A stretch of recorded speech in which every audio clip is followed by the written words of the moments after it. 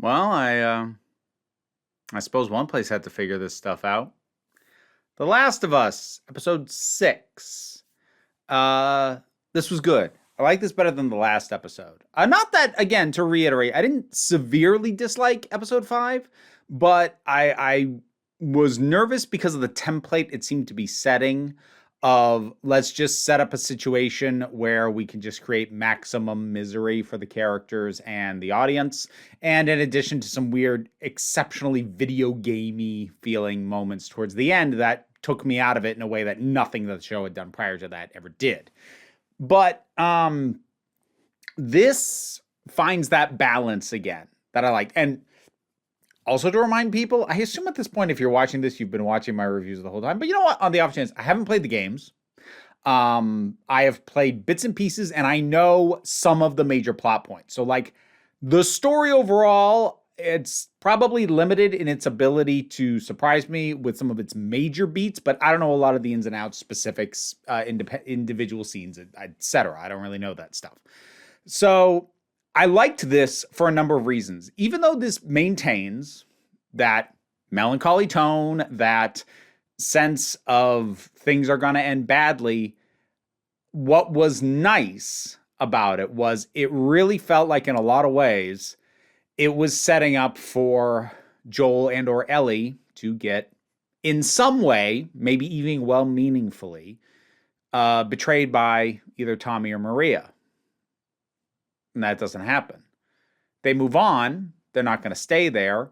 And there is conflict around that, but it is just around that. There isn't that sense of artificially making this worse than it would inherently be, which I got a little bit. Like, it's a very fine line for any creator, be they the runners of a show or writers of an individual book, to find that balance between knife twisting the existing situation and injecting something into the narrative in order to make it worse for everybody.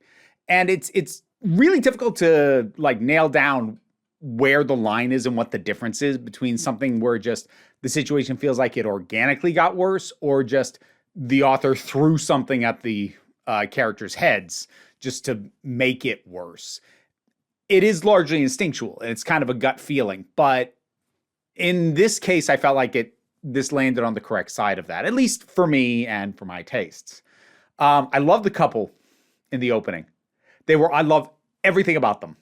Absolutely everything. I love that they're very resigned, like, oh, okay, so this is what's happening today. I love their interactions with each other. I love how easily the wife especially is able to get a read on Joel, where Ellie's all like, I'm not afraid, and this old woman looks at Joel and goes, he is.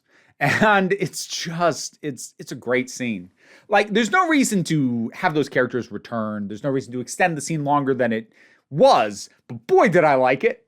Boy, that was a lot of fun. And I especially love the moment where Joel says, tell us where we are, and your answer better be the same as hers.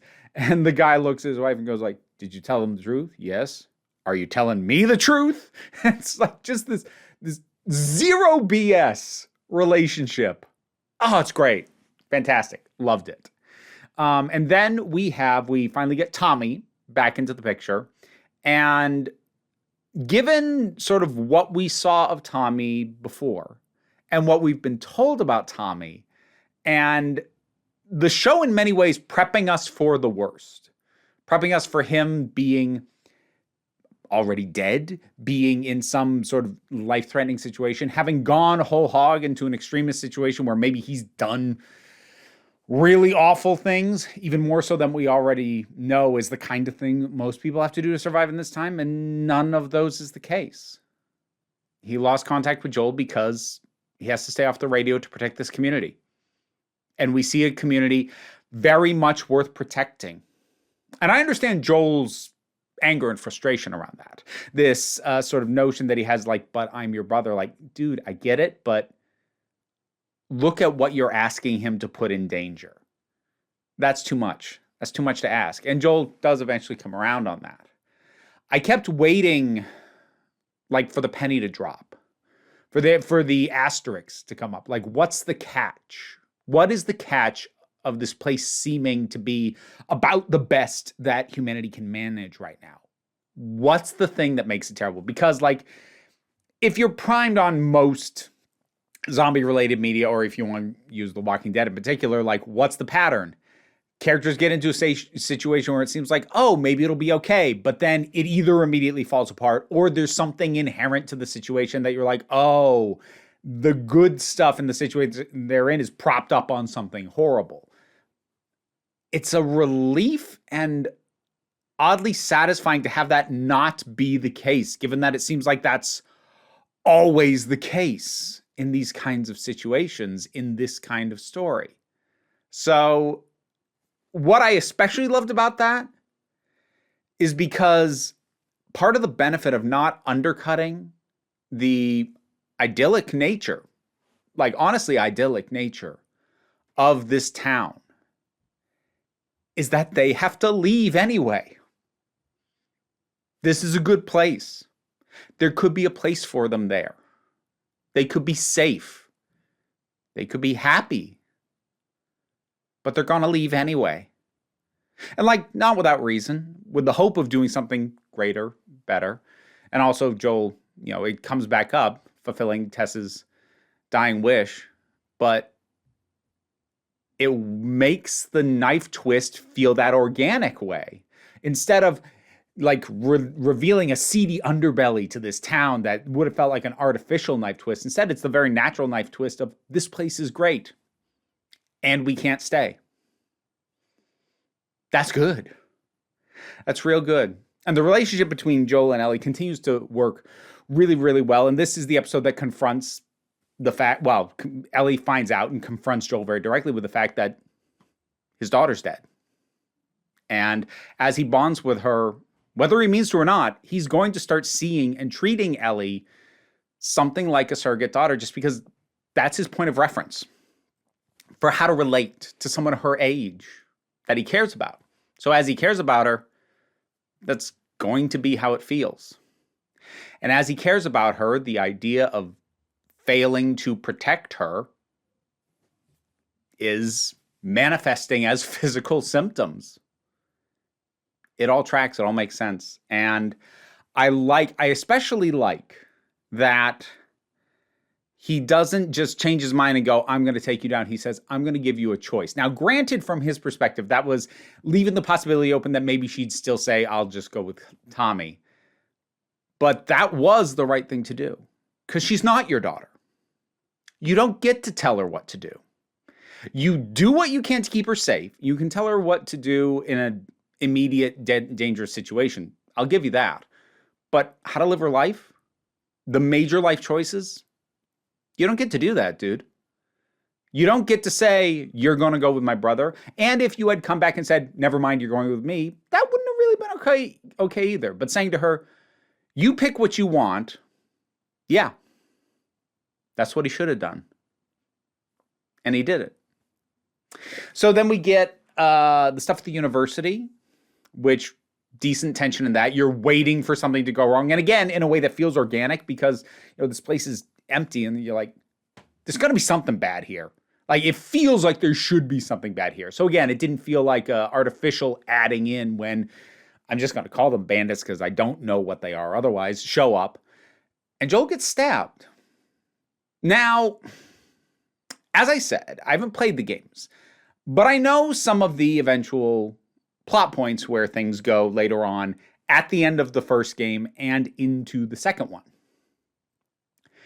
Now, normally, with most shows, gut stabbing a main character and ending on them stuck out in the snow in the middle of nowhere with no immediate help around, my wonder would be, okay, what's the incredibly improbable, miraculous thing that's going to save them?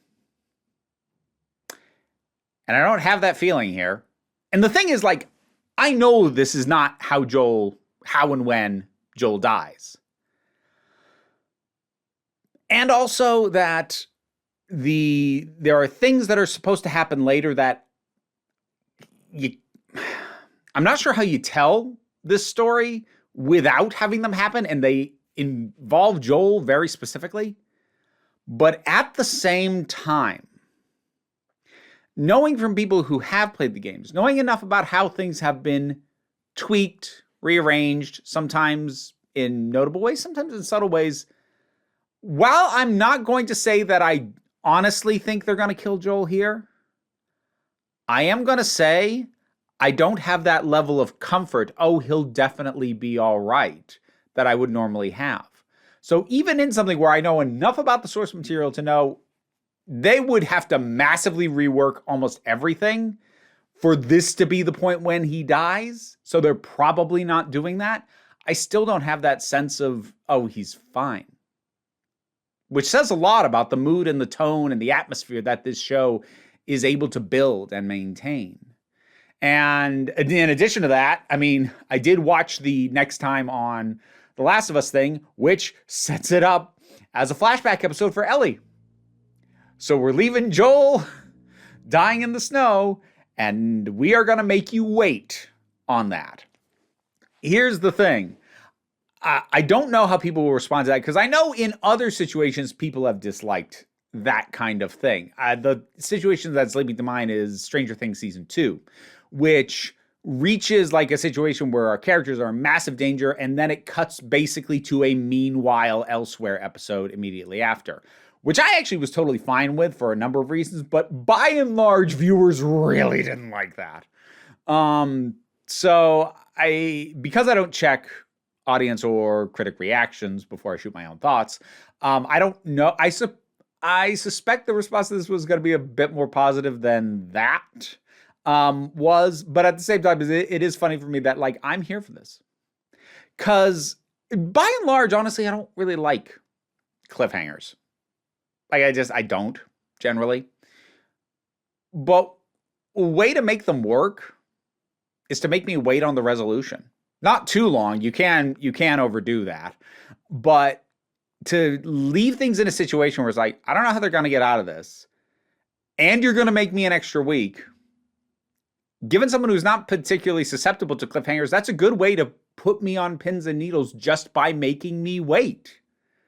Even if I'm mostly confident he's going to be okay. But again, as I said, I don't even have the normal level of certainty in that I usually would. Like logistically, I'm pretty sure. Emotionally, though, I'm like, I don't know. We'll find out. It's still a really good show. I'm very much enjoying it. Last of Us Episode 6. What did you think about it? Whatever your thoughts are, drop something down in the comments. Let's talk about it. Patreon pays the bills. Enables me to do this as my living. Even if you can't help me out there, there's links to other things I do down in the description.